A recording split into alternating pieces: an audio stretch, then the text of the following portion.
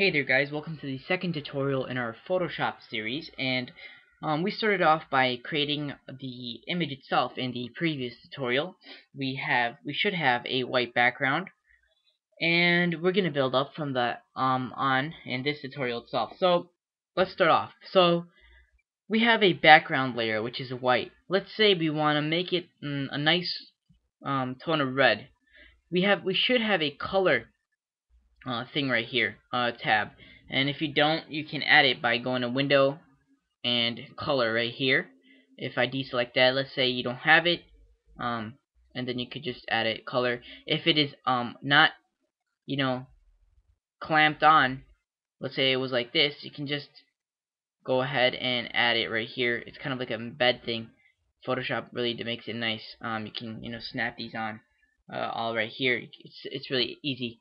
If it isn't snapped, you can rearrange everything to what you want. I like the colors to go up first, and I like this snapped on to the right side.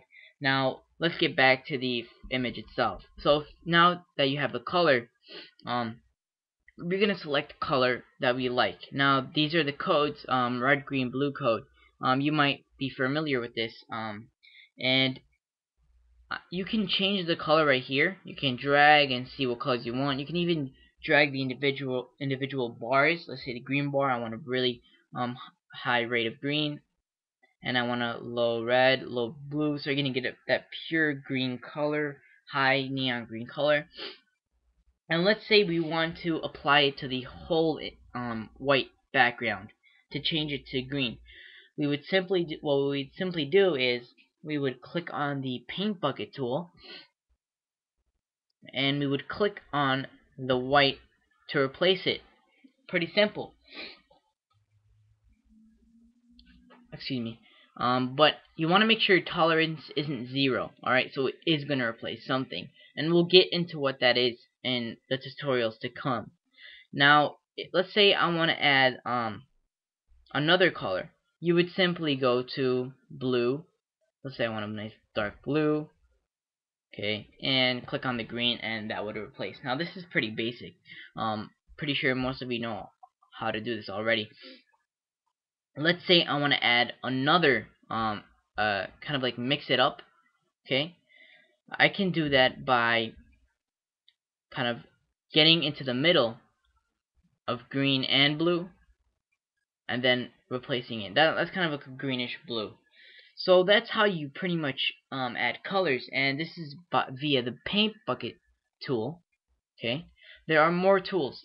I want to kind of introduce you into the tools you're probably already familiar with, like from Paint or any other Macintosh tools out there, I don't know, or Apple tools.